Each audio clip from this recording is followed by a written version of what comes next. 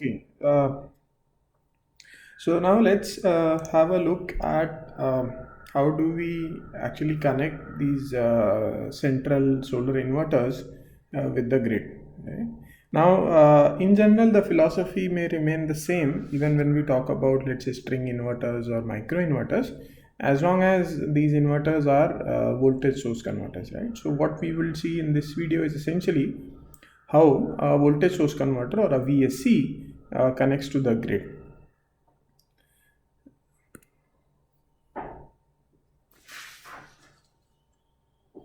So let's say typically a central solar inverter, right? A high power solar inverter is nothing but a three-phase voltage source converter VSC, right? If you want to revise about VSC, you can watch some of the videos related to power electronics with serial number 12.1, 12.2, and so on, right? Which is there in the watch list titled Power Electronics. Right. So yeah, if you want to quickly revise what is a voltage source converter and what how do we do let's say the pulse width modulation of these voltage source converter, you can have a quick look at some of these videos, right? So as we understand, we do pulse width modulation usually either if it's a three-phase inverter. Usually, more popular ones are obviously space vector modulation and sine triangle modulation, right? So irrespective of which of these we end up selecting, there are a few characteristics of this inverter. So if you see first, this inverter is called a voltage source converter because its output voltage, let's say VAB, right, is a voltage stiff component. So what do you mean by voltage shift component? That implies that even if I connect some resistance across it, its voltage will remain almost constant. Right? That makes sense because if you close these two switches, then A and B points gets connected to the positive and the negative bus. And if you have a sufficiently large DC link capacitor, then VAB would be almost constant irrespective of the resistance. So therefore we call it as a voltage stiff element. Similarly, so voltage source converter is a voltage stiff element. If you see similarly grid, how do we represent grid? Typically we represent grid by a symbol like this, which is of an AC source, right? Now, yes, grid may have series inductances and resistances, but assuming a relatively stiff grid or relatively strong grid, you can again assume grid also to be as a voltage stiff element almost.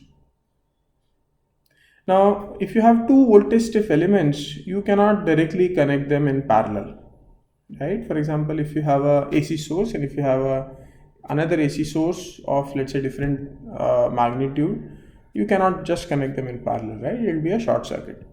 Or even if you have a capacitor which is also a voltage stiff element, you cannot connect it with in parallel to, let's say, an AC source if the initial voltages are not matched. So you cannot randomly connect two voltage stiff elements in parallel unless until you are confident that their voltages match. Now in this case, if you see the inverter voltage, if I draw a equivalent source, then the inverter voltage is usually shown it like this. What it means is it is a pulse width modulated waveform which has a fundamental component, but it also has a switching frequency component.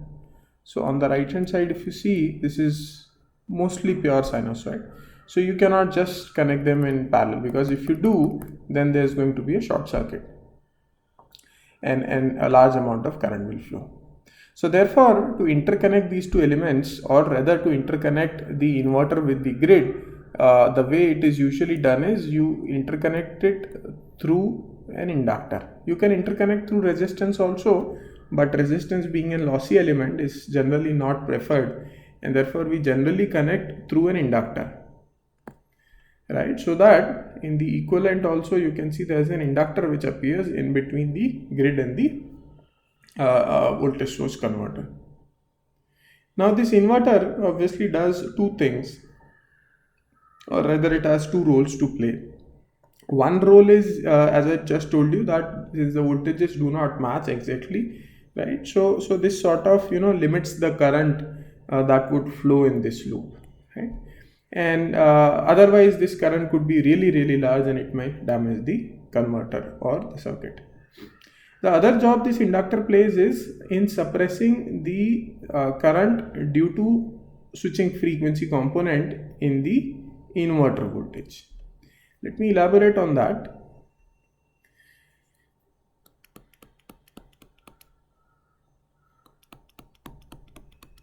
So if you see, roughly the inverter voltages would look something like this, right? Let's say if I talk about line to line voltage, then this is how it roughly looks like, right? This is kind of a unipolar waveform, and for half cycle it is switching between 0 and plus VDC, and for another half it is switching between 0 and minus VDC.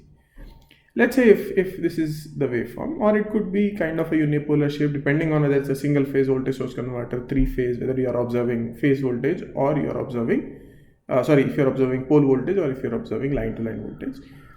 But roughly, the message I would want to convey here is that this voltage waveform, or the inverter voltage waveform, if you do a Fourier series representation of this, then you would see that it will have sine and cosine terms of 50 hertz. Let's say 50 hertz is our fundamental cycle, so it will have sinusoidal and cosine terms of 50 hertz, plus it will also have sinusoidal and cosines of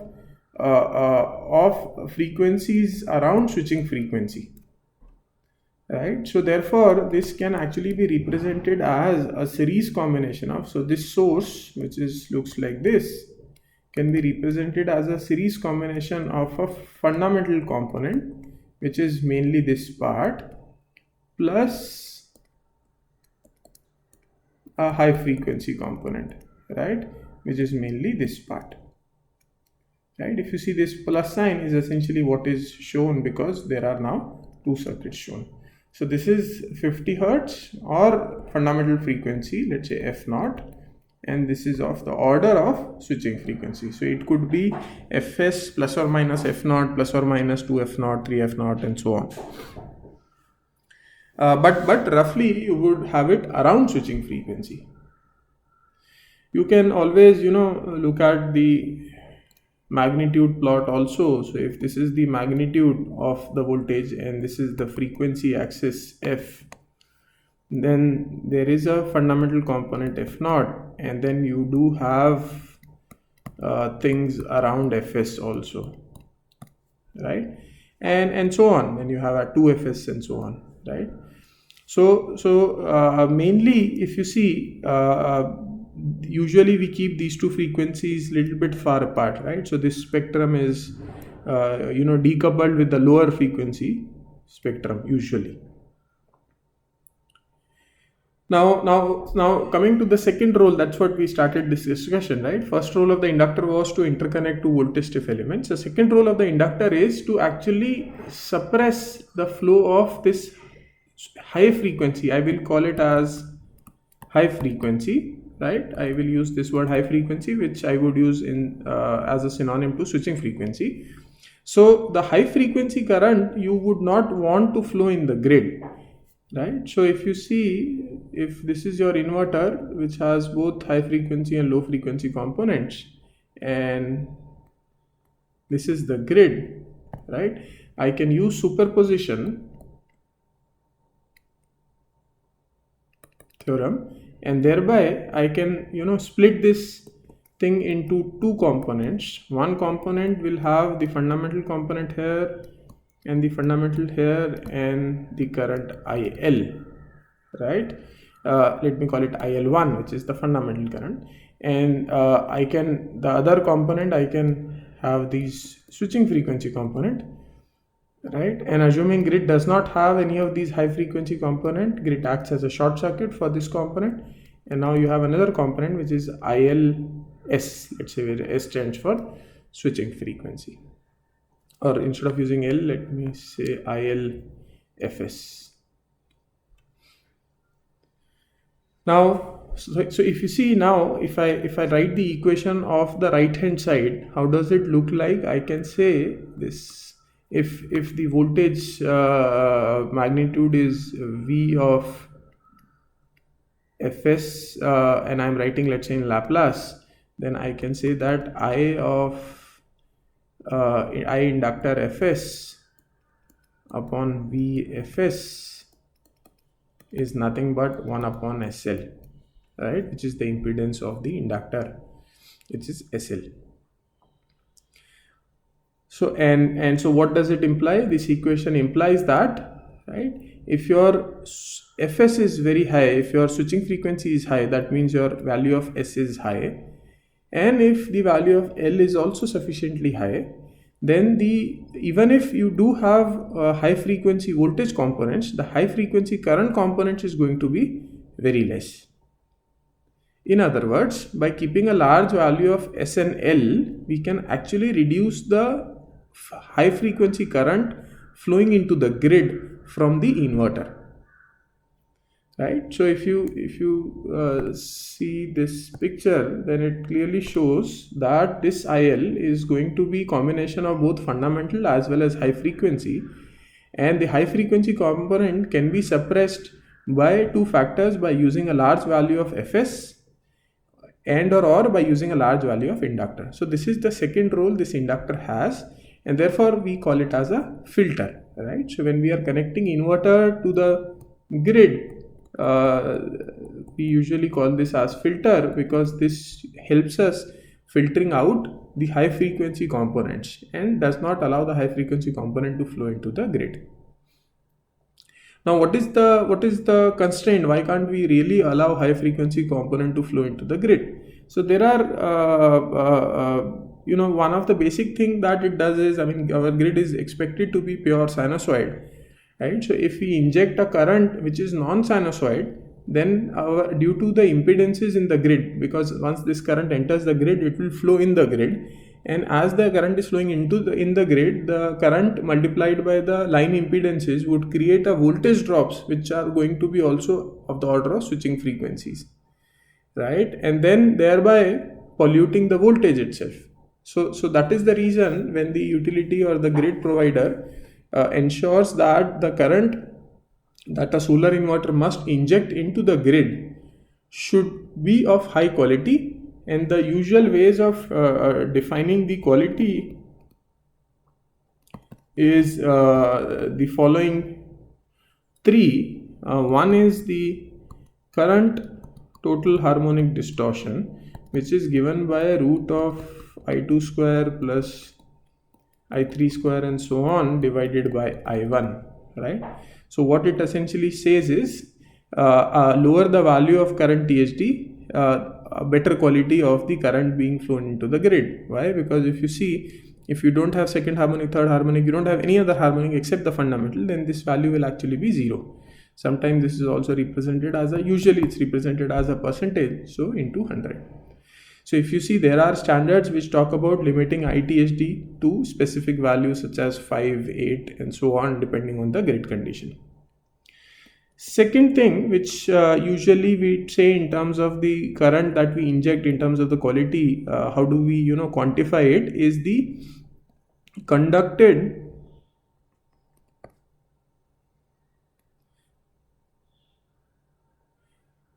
EMI, right? Conducted electromagnetic current that flows into the grid. Now this usually the conducted standards, if you see, it usually starts from 150 kilohertz and goes above, right? So any high frequency current falling in this range is again limited by various standards. So therefore we cannot really inject a large amount of this high frequency current. Third is obviously radiated EMI. Radiated electromagnetic interference also puts standard, but now radiated EMI standards are usually at a much higher frequency than conducted EMI standards. So if you see, all three of them puts limit either directly or indirectly, limits the current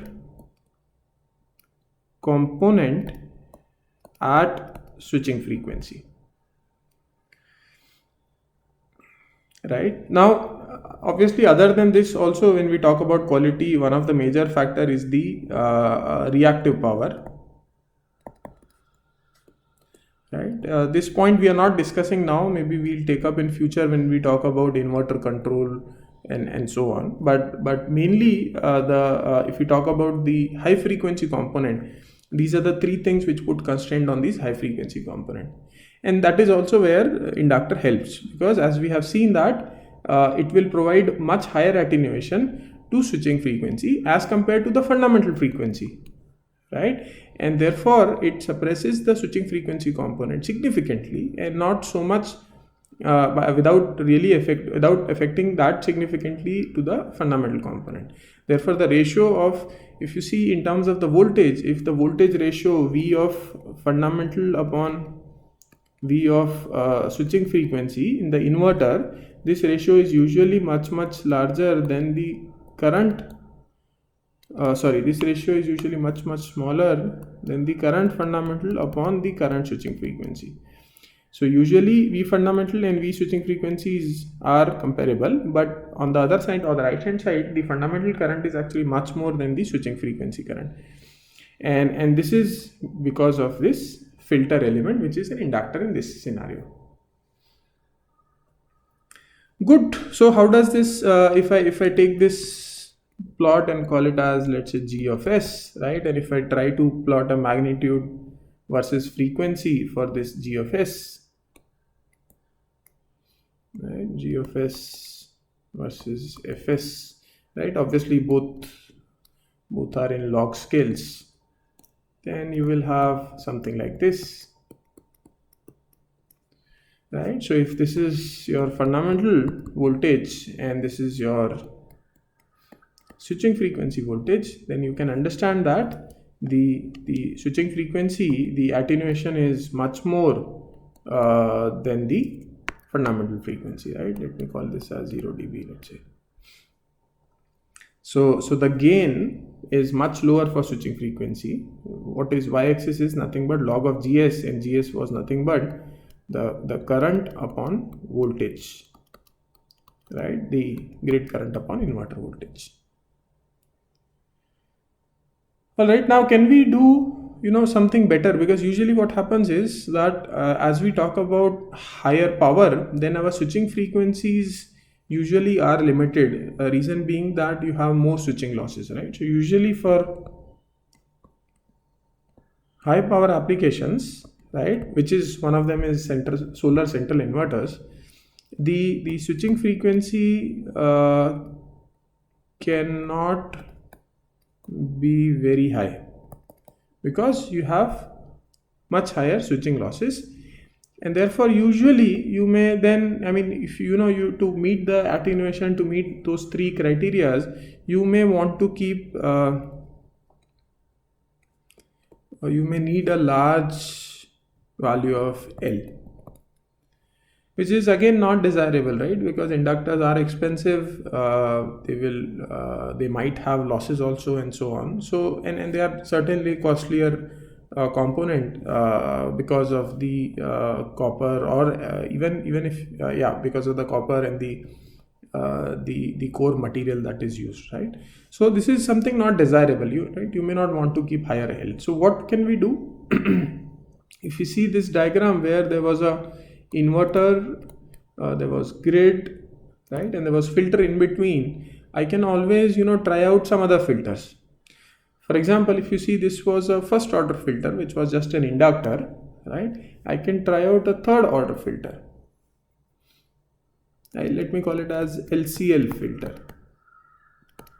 right, which is an L, a C, and an L again. And again here I have inverter voltage. This is the inverter side, and the right hand side is the grid side.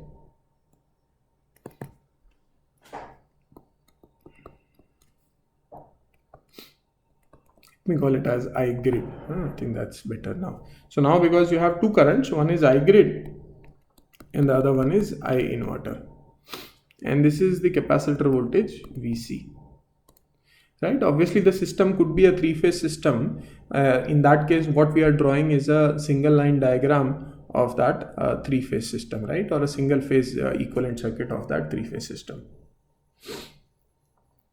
So now what happens in LCL filter? Now the first thing is that we want to find, as we did in previous case, essentially we want to find what is I grid upon V inverter, because V inverter has a high frequency. So I would like to see how much this filter attenuates this high frequency component. So let's say this is C, this is L1, this is L2, right? You can start with superposition, right? You can assume there is no fundamental component and you only want to focus on this high frequency component.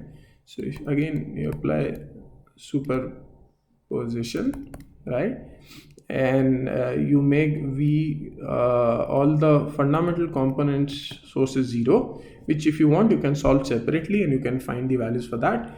But what is of our interest is the high frequency component in the flowing in the grid, and therefore you keep the high frequency sources. So that if you apply superposition, your circuit would look something like this. This is the only source on this side, C, another L, and a short circuit here. Now we can solve for this thing, right? You can do basic circuit analysis and you can solve for it. If you solve for it, this is what you get: I grid upon V inverter is equal to 1 upon L1 L2 C S square plus L1 plus L2 into 1 by S. Okay, this is the expression for I grid by V inverter that you would get. You can solve it, use basic KCL KVL equations, and you can just verify if you get the same equation. What next? If you try to plot this, curve, right? How would this curve look like? This curve would actually look something like this. Let me scroll up and show you some of the curves which were generated using MATLAB. Yeah. So if you see this curve here, right? L filter. So on the y-axis, it's actually I grid upon V inverter, right, in lab S, the ratio, right, and with L filter is shown as blue. So you can see L filter is a straight line shown here, and the red one is actually the LCL filter which I just showed you. So if you see the red one, the initial thing is almost the same, but you see at high frequency the LCL filter provides much more attenuation than the pure inductor, right? So for the same total effective same inductance, you can get much higher attenuation if you use an LCL filter instead of using a pure L filter, right? So these plots were plotted for L of 6 millihenry, and in case of LCL we have used L1 as 4 millihenry, L2 as 2 millihenry. So if you see, the net inductance remains the same excuse me, net inductance remains the same, and the capacitance value is 3 microfarad. Good. So this really looks like a better solution than using a pure inductor, and you may feel that there is I mean, this seems like one of the best solution to suppress the high frequency current, because it gives higher attenuation.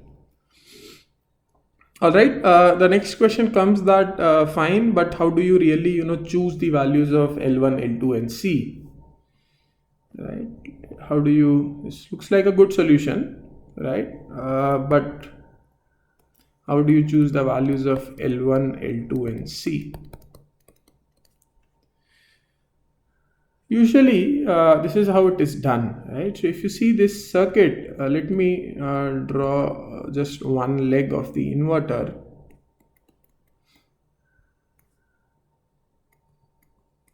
Right? Where this is connected to the neutral, and the neutral is getting connected to the circuit is phase A. So if you see, usually the capacitor would actually supply reactive power. Right? The inductors would try to absorb reactive power, but in this circuit, usually the values of inductors are small as compared to the capacitor. When I say their values are small, what I mean is the amount of reactive power this capacitor usually supplies is more than that absorbed by these inductors. And then this, so therefore this excess reactive power which this capacitor is supplying can either flow to the grid, or it can be absorbed by the inverter. Now this inverter, we will see in the next video how you can actually absorb the reactive power of the capacitor, right? But while doing so, it certainly causes some amount of current and switchings and so on. So it will cause little bit relatively higher losses in the inverter. So you can do that. You can absorb some amount of reactive power, no issues. But there's a penalty to it, right? Quote unquote. On the other side, if you see the right hand side, there is a reactive power which is flowing into the grid. Now grid standards, a lot of them mandates that no reactive power should be flowing to the grid, neither it should be taken from the grid, right? So you may want your inverter to operate at unity power factor, and therefore the C value is usually limited by the reactive power.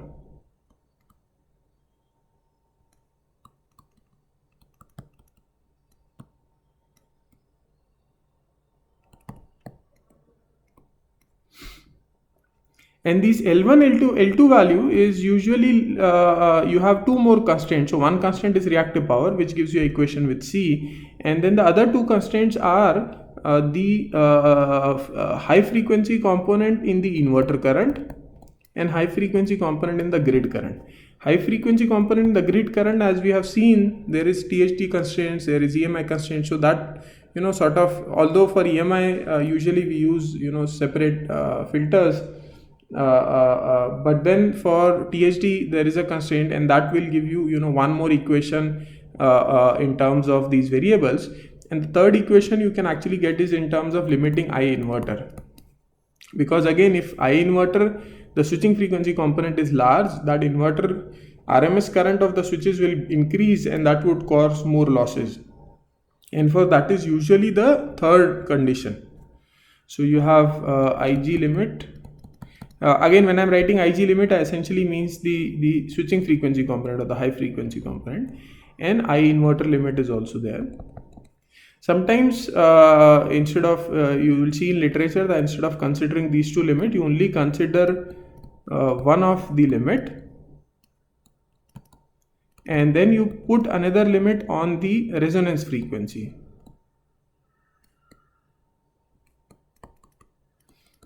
Right, so you see there was in the graph that we have seen, there was a resonance happening at a certain frequency, right? Let me call it as FR. So there sometimes people, the designer would put constraint on the resonance frequency. So these are the 2, 3, 4 constraints which usually a designer picks up, and then using those constraints we design the values of L1, L2, and C. Okay, so far so good. So we have seen that LCL is a better option, seems like a better option than an L. But there is challenges in using LCL filter, and one of the challenges as follows. If you see the red one, which is essentially the LCL one, the red graph, at resonance frequency, it actually gives a very high value of gain. Right? This is also evident from the transfer function. So you will see in the denominator there is no damping term essentially, right? If you see the denominator, yeah, there is S square term, there is no S term, so there is no lambda, so there is essentially no damping, right? And that is one of the reasons for this high gain at resonance frequency. Now what is the problem because of that? The problem is that even though, let me go to one of the circuit, let me show you, let's say, sorry for, yeah, let's stick to this circuit. So now let's say instead of this we are using, LCL. Now the inverter somehow during transient, it produces, let's say, the inverter voltage which also has a component of that resonance frequency. It can happen, right? For example, there was a transient, there was step change in load, step change in solar, whatever, and there is a closed loop control of the inverter. That inverter control closed loop might, accidentally actuate a small component of voltage of resonance frequency. Now this LCL filter will actually amplify that. As we have seen, it offers very large value of gain at at resonance frequency, and your grid current will have a large component of that resonance frequency, and which is clearly unacceptable to be flown to the grid. So therefore that resonance is actually a very undesirable thing in this situation. Not just that, you can see one more thing. So we have found this transfer function which was I inverter upon V inverter, I grid upon V inverter. You can also find the transfer function which is I grid upon V grid, right? That means if there is a disturbance in the grid, right, how would it inject or impact the grid current? There also you will see the denominator would remain the same as that of the top transfer function, and therefore you will again have a resonance at the same frequency, and which is again not desirable. So again, accidentally, if grid has a small amplitude of that particular resonance frequency, the circuit would just amplify that and will start pushing a lot of current of that frequency into the grid. So how do we solve it? How do we solve this issue? The problem is that we want to provide it some damping. So you can add some resistance in the circuit, and you can actually get what is something like this yellow graph, right? Which, if you see, is now fairly well damped. You can damp it a little bit more by adding resistance and so on, right? Now one of the popular places where people or the designer would usually add this resistance is in series with the capacitor, right? And then you can do the same exercise. You can derive the I grid by V inverter, right? So you can derive I grid upon V inverter in Laplace. And let me quickly write that transfer function for you, and you can check if you get the same thing. 1 plus RCS upon S times L1 L2C S square plus C times L1 plus L2 into RS plus L1 plus L2.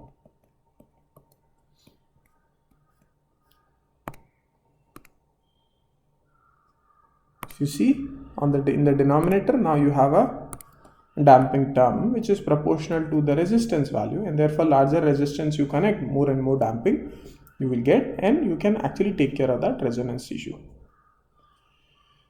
Okay, so this kind of solves the problem partly, but then it gives rise to another problem, which is now the losses that are happening in this resistance R.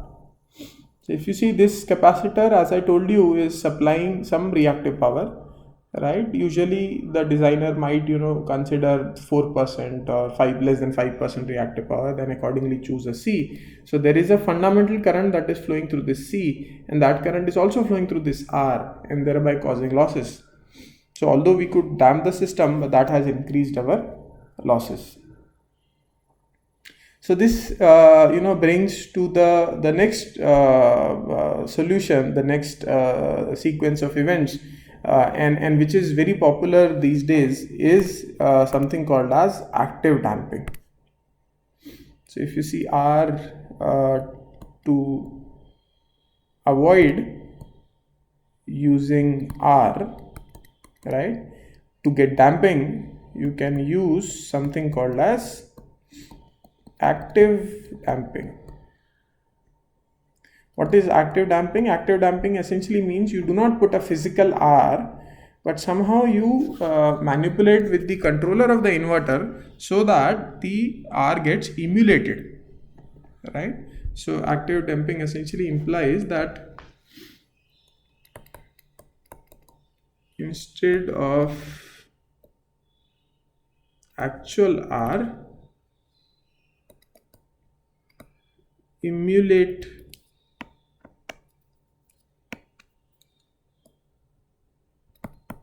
R using inverter control. Now how is it done? If you see, this is your inverter, right? Then we understand that the duty cycles get generated, or the gate signals get generated based on two inputs. One is the if you are doing sine triangle, then one is the carrier, and the other one is the modulating waveform, or the fundamental component, or the reference waveform, V reference, right? The reference waveform gets compared with the carrier, and thus generating the duty gate signal for the switches. So essentially, if you see the output voltage fundamental component is nothing but, or the output voltage low frequency component is nothing but equal to the reference waveform. So what we can do is, if this is your inverter, let me draw it like this, which has both low and switching frequency, and this is your remaining circuit. And now the V inverter reference, you are getting it from somewhere, right? So this is how usually is, right? Now this V inverter reference again, usually comes from a control system which has certain objectives. What we can do here for active damping is, we can add additional component in here such that the total circuit becomes damped. So what we can do is, we can add additional voltage source in series with V inverter, because we can add the reference. So after adding into this reference, let's say that this is V reference, let's say this is V damping, right? So we can add a term which is V damping into V reference before generating the inverter, and choose this V damping such that quote unquote we get a good damping. How do we achieve that? Let's see. There are multiple methods, right? If you see literature, there are various ways of getting this active damping. We call it active damping because we are using the controller itself. We are not actually putting any resistance in the circuit. There are multiple methods. One of the method is based on the capacitor current, right, which is this current C. So in this method, what is usually done is, you measure this capacitor current, let me call it at IC, you multiply it with the gain G, right, and then you subtract it from the reference voltage. That's it. So you have a sensor, current sensor, it could be a Hall effect sensor, and you give it you take it into your controller, then you multiply it with the gain G, and then subtract it from the inverter reference. How will it work? Let me just redraw the circuit now. So essentially, you can represent this thing as, this is V grid. Here you have a high frequency component, switching frequency component, right? Plus you have a V reference fundamental component, minus, so this is polarity plus, this is plus, and this is plus on the bottom side. So this is minus G times IC component. So this is like a current control voltage source which appears in this equivalent circuit. Current control voltage source, where IC is the current that is flowing in this capacitor.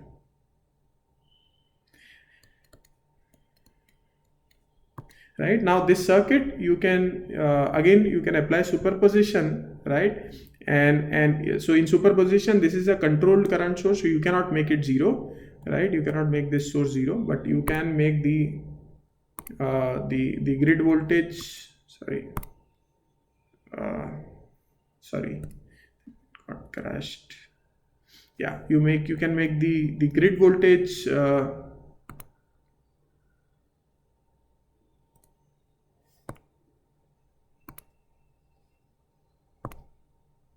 okay, yeah, it's just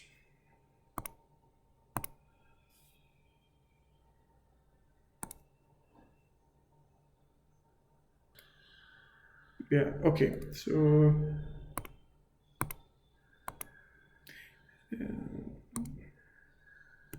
yeah, so we can make the grid voltage zero, right? We can make the reference component zero, right? And now we can find what is the grid current as compared to this high frequency voltage source, right? You can write the KVL KCL equations, take Laplace, right? Find I grid of S upon V inverter of S high frequency, right? And I'll give you the expression, but I would strongly recommend you to derive and cross check if this expression is correct.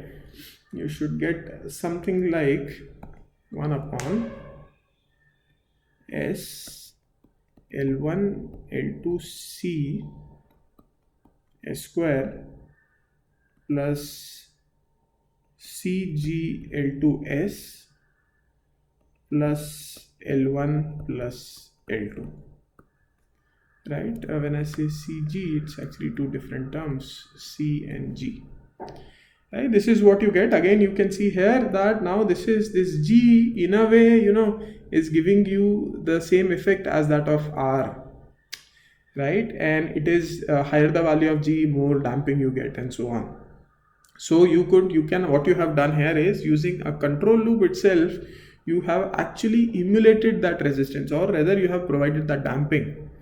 Let me show you the magnitude plot of this one again, which we have done using MATLAB. We have used same values. I'll give you the values if you want to also do it on MATLAB and check. So L1 is 4 millihenry, L2 is 2 millihenry, C is 3 microfarad, and the value of G that is used is about 0.2.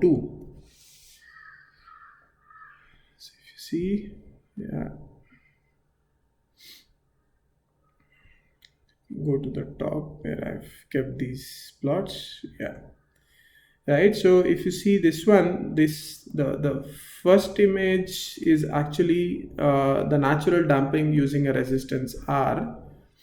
The second graph is undamped scenario where you see a large spike, and this third graph is the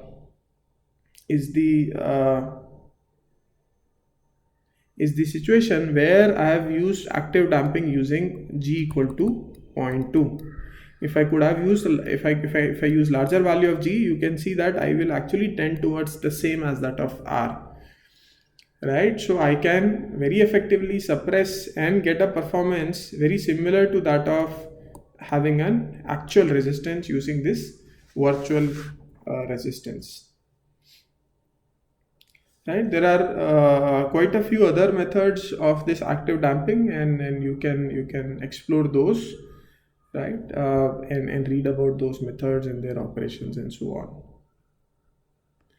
Just one more observation, one more thing to keep in mind, that when you talk about control loop, the control loop also has a limitation. For example, if you are doing a digital implementation, then you are limited by half of the sampling rate, right? So if your sampling rate is, let's say, 10 kilohertz, then you cannot, because of the digital sampling, you cannot really recreate a signal inside which is greater than half of that frequency, right? So let's say about 5 kilohertz roughly.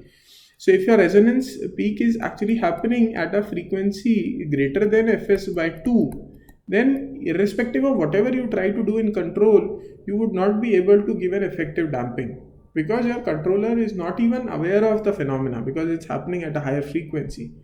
And therefore you can do active damping only if your resonance peak is much less than the switching frequency. If it becomes comparable to the switching frequency, right, then you cannot do active damping unless you have other way of increasing your controller bandwidth, right? For example, if you do a hysteresis current control or something, then yes, you get a higher bandwidth, and then maybe you can try out something and you can still damp it. But if your controller bandwidth itself is limited, if it's limited due to either digital sampling or because of the nature of the controller itself, then you may not be able to do effective damping. So that's sort of a catch. Otherwise you can just put R for all possible scenarios. So in practical applications, you may see a combination of both strategies also. There could be some value of R, there could be some value of active damping, and so on.